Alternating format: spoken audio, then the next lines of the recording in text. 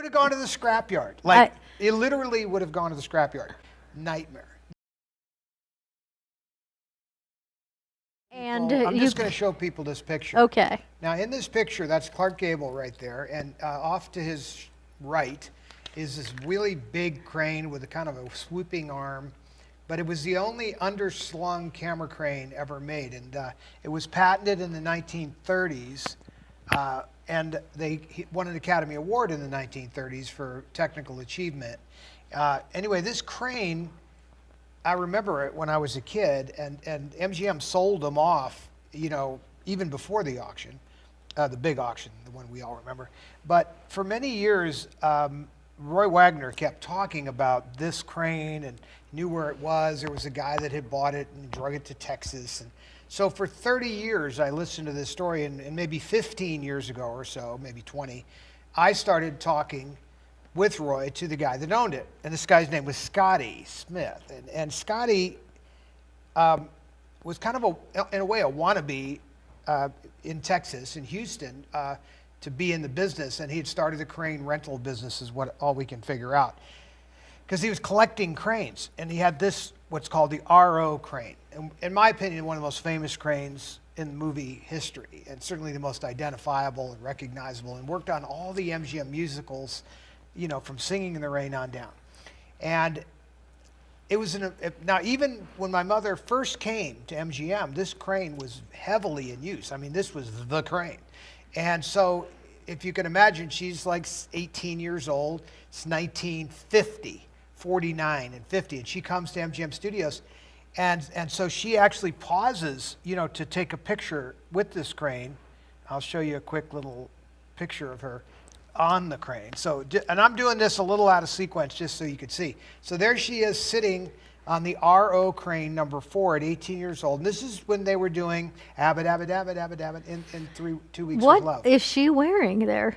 Just like little bloomer shorts and a little Looks like she's wearing Catholic schoolgirl panties, but with ruffles on them. I don't know. It's hard to describe this look. Well, I'm not here to justify the look. But the crane. Cute though. I'm here to justify the crane. Yes. So there's this, sitting on this camera crane in 1949 is my mom. So you can imagine I had some history with this crane, and I'd seen it when I was a kid over the years. And so when Roy kept talking to me, I was like, well, sure, we'd love to have that crane, but where is it? Well, it's in Houston at an airport in a hangar. So literally years and years go by, and we keep trying to get it, and he won't sell it, and he keeps throwing out huge numbers. And anyway, a couple of years ago, Roy and I had this guy on the phone, and we said, look, man, you can't take it with you. You know, I mean, he had cancer at that point. Yeah. And it's like, you guys are in your 80s, and you can't take these cranes with you. We will take them, and we will restore this crane, and it'll go in a museum, and it's a very cool item. You really need to let me have these cranes, even at a reasonable price. Wouldn't do it. Kept throwing out huge numbers. This February, he dies with no plan and not agreeing to give us the cranes. And months go by from February. Hadn't been paying the rent maybe even before that. Yeah, but did you know that he had passed away?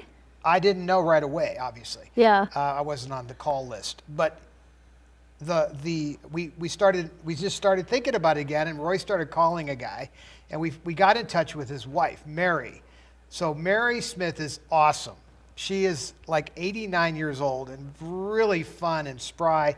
And I'll tell you what's even the best thing about Mary, she understood this was her husband's legacy, and the idea that we would save it.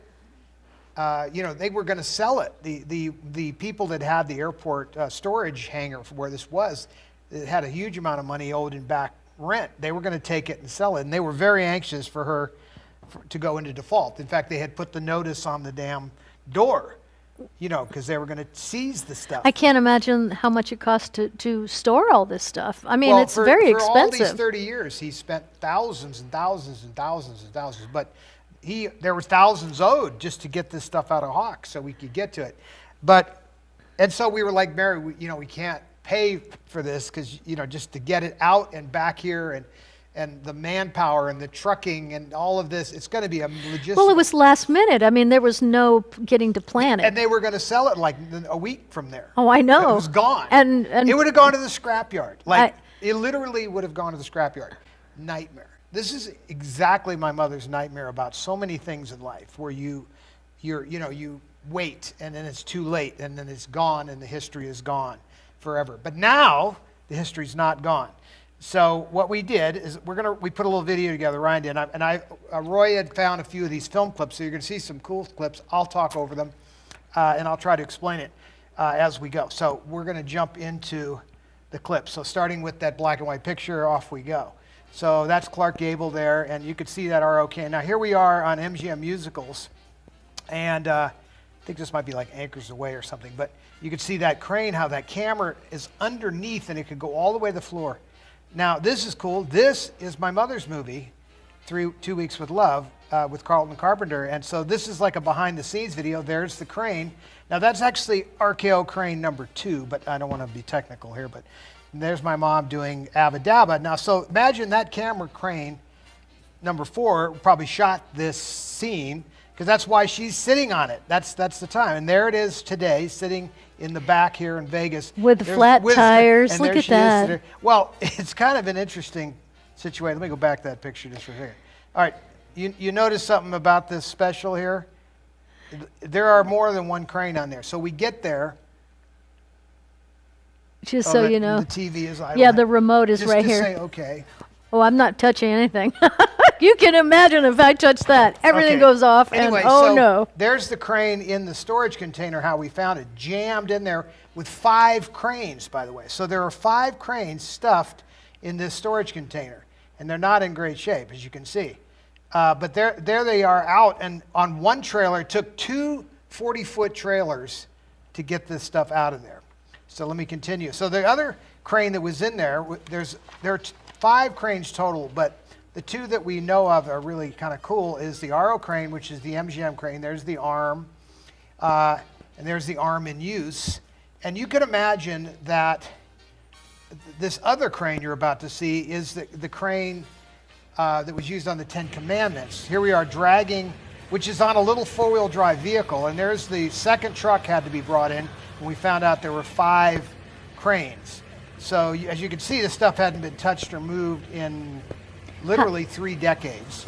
And that's, you can see all the tires are flat. This thing, of course, doesn't run or hasn't run in years. But this is a Chapman crane mounted on a 4-wheel drive Jeep. Now here comes the 3rd crane that's getting loaded on. And you can see we had to rent a huge 10-ton Caterpillar, you call it a skylift, so that you could move these things around, because with the dead tires and everything, it's just impossible. Fortunately, we have these trucks and trailers. My buddy, I had to fly Buck down, but one of our trailers was already coming back from the East Coast, and Byron had his truck and my other trailer making a run for this coast. So he stopped here. Then I drove straight through by myself with that truck and this trailer, because all of a sudden we had 5 cranes, not 1. That was a little bit of a shock, but you know how I left. Wait a minute, you went to get 1 crane. I went to get 1 crane, and no, when I left, I knew we had gotten up to 5, because here's what happened. They said, you have to take it all or nothing. So that was a problem, as you can imagine. Yeah, because we didn't have the equipment for that. Well, we didn't have a truck there that was going to be able to handle it. So No. if you remember what happened is I came in, I said, I've got to go. Yeah. And I mean, right it was now. like, and I said, where? And you said, Houston. I said, when? You said, now. I said, oh my gosh. I was gone So within you were an hour. gone. Yeah, you were gone in a moment. So we jumped in the vehicle. So and Buck I put on a plane, and then I drove, because it took me 2 days to get there, obviously. It's 1,400 miles. All right, so back to the video. So here we are loading. Now there's the little 4-wheel drive camera crane, and here comes another crane being loaded on there right now. This was the final 5th crane. So that was our 5th crane. And you can see me there guiding directions where things should be. And I mean, the trick of all of this is, and I had no intentions of getting into this conversation, but the roads in the, here we go. Let me tell this story. It's funny. Texas. Is this your phone footage? Look how good it is.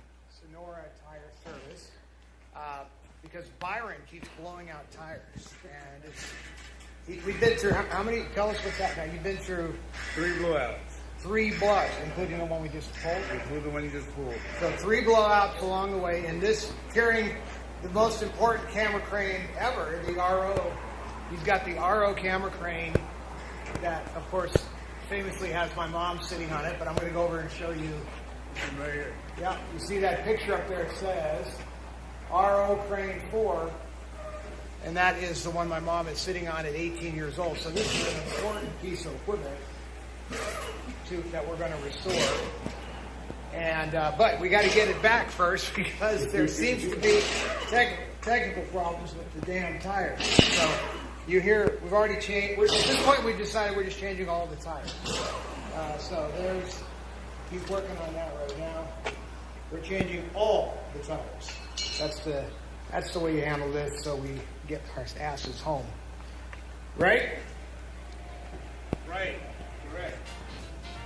Okay, so they obviously got back. And there they are sitting in the lot out back. There's RO camera crane number 4. I mean, that's a big deal. I mean, really, it's significant. So it's bigger than I thought it was going to be. And when you pulled up, it was like, whoa, that's a big crane. But it's important. It's you know. It's so let me ask you this: that it has to be refurbished. Much to do. Much to do to it. How long will that take? Probably quite a bit. Well, as you know, I have done this before. Yes. So what's going to happen is I can back up to a still of it so you can see it. Let's see. So that's the other one. Right there.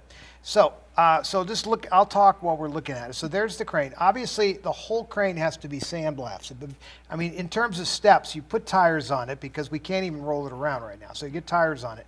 You could see it has an electric drive system on it, which is what the red seat is. An operator would sit there and control the vehicle. It's basically a giant electric car. In fact, it has a streetcar motor in it. And then the camera operator would sit literally under the camera, which is totally unique to this camera crane. And then that platform where you see my mother sitting was for the guy that was cranking the crane around or operating the pitch and the angle of the crane.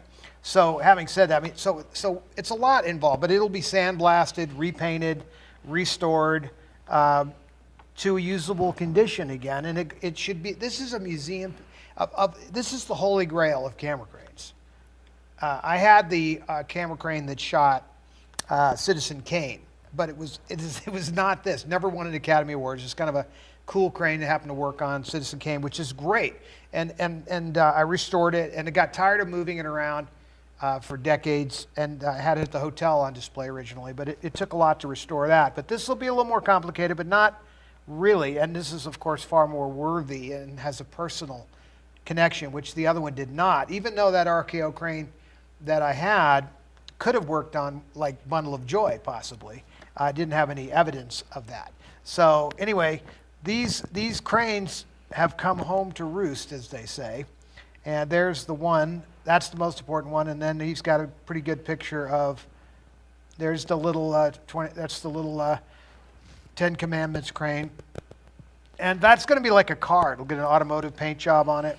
And you mean, wait a minute, it looks like an old Jeep. it is. It's like an Army Jeep. It's full 4-wheel drive. Yeah. I have no idea what kind of vehicle it is, but that is a heavily modified vehicle. Obviously, somebody really got into this. It's a Frankenstein. But this is not quite as significant. It is in a few ways.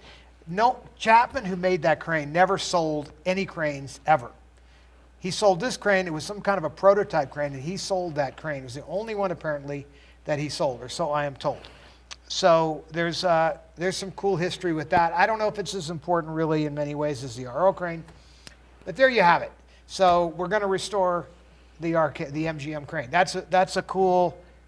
I mean, that's up there on the list of cool things. I have a camera that comes from MGM that can go with it. Yeah. You know, we can really put that piece of history back together. So, you know, you got to admit that's a neat little journey.